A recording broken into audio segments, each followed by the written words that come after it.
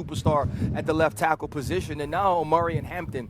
After Najee Harris went out, I thought that was actually a good thing for him because you could see Omari and Hampton starting to ascend, averaged over 10 yards a carry against the New York Giants. I believe that he's special. I believe he's the sort of special that can change games, and when you are already depleted up front, you need a run game. We know that that's something that Jim Harbaugh wants for his team to get into the play-action chunk game, and so losing him is huge.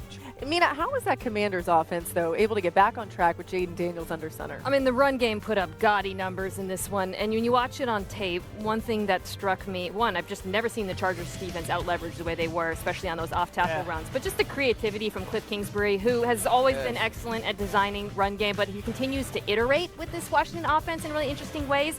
I know Dan's going to do a tape on this, but the 6 offensive line looks, what I loved was how they would put Daniels in the pistol on all of those, so they would create some uncertainty on the part of the defense. And then when Daniels is in the gun, as he normally is, and they run mostly, it's a lot of gap runs, a lot of counter, pin pull. The touchdown was pin pull. Everybody is pulling and blocking so well out of those looks. And his presence in the gun creates some uncertainty that froze the Chargers' second-level defenders a little bit. But the execution in the offensive line blocking on those gap runs was really excellent. Yeah, I think it's the best way to utilize the pistol in the modern era of the NFL. I've always thought that, like, Cliff's offenses were a little bit finesse.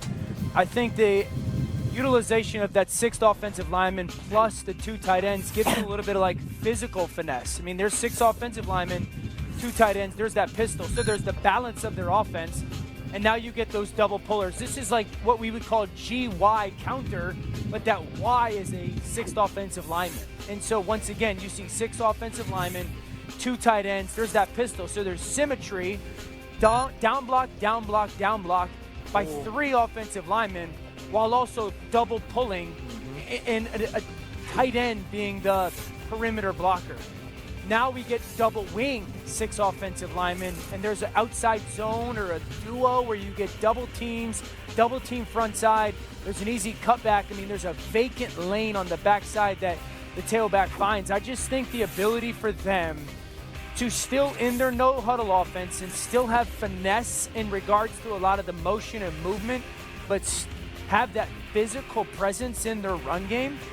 I just think it's something that, like, this is the new layer for this offense this year. You know, I think last year it was the no-huddle was new to everybody. I think now this is the evolution for Cliff in this offense. I would also give Adam Peters a lot of credit, the general manager. This offseason, we knew that Jayden Daniels had this breakout season, but they needed to add some things in the offense, and who'd they go and get? They got Deebo Samuel, who's been incredible for the Commanders. Yeah. Basically a 1-year deal for $20 million. Go make your money somewhere else if you have to, but use this year to really show what you still got. He's been outstanding.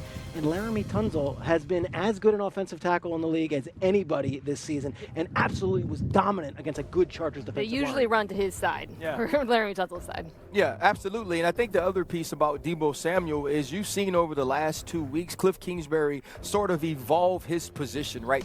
They have to be different from the number 1 wide receiver position when it's Deebo Samuel. We're talking about the backside of empty, reduced splits, deep crossers. We're seeing him in motion, getting the football to him very quickly in the flat. Also, he's used largely in the quick screen game. I thought the way that Deebo Samuel was moved around and maneuvered as a chess piece for this offense was extremely interesting in this game. And now you add Terry McLaurin to that when he can come back and take the top off of a defense, and it's really going to help Jayden Daniels. Deebo Samuel has 4 touchdowns in 5 games this season. For reference, last season, 4 touchdowns in 15 games. He's really enjoying his new spot. All right, Swagoo, what's coming up next? If they struck up the band for you. And watching Cam Scatterboo disrespect the BMB playing like this. This was awful. And now we have a villain, BMBs. We got a little dude that's starting to pancake us. And I don't want to see any of this transpire anymore. Granderson, I love you. They took a sack away from you in the game. But this pancake block from Cam Scatterboo, you have made enemies all over the 300-plus club. And we are not going to tolerate this disrespect. That's why I'm going to highlight the big fellas. And on ESPN and ABC. Now, Travis Hunter, we will see him on display tonight. He has been a consistent part of the Jaguars' offense this season, playing 58% of his team snaps and at least 35 in every game. But after averaging 40 defensive snaps in weeks 2 and 3, Hunter only played 9 defensive snaps last week against 49ers. all in the first quarter. Head coach Liam Cohen called it just a personnel decision. And in talking to Liam Cohen about how they will plan to use Travis Hunter tonight, we should see something more similar to what we saw earlier in the season, weeks 2 and 3. About 80 snaps total, 40-40 split is what they'd like to do both offensively and defensively. And they have sung Travis Hunter's praises, talking about how committed he's been to both sides of the ball, putting in overtime. One of my favorite quotes was talking to Devin Lloyd, the linebacker. He said Travis Hunter is so crazy that it's like he stops, he catches the ball, then he lingers in the air for a little bit, and then comes back down, and you're like, what just happened? I asked Travis Hunter about that, if he feels himself lingering in the air. He's like, no. He looked at me like I was crazy. He's like, that's just what I do. So it is athletic ability that is God-given. It's crazy. It's amazing.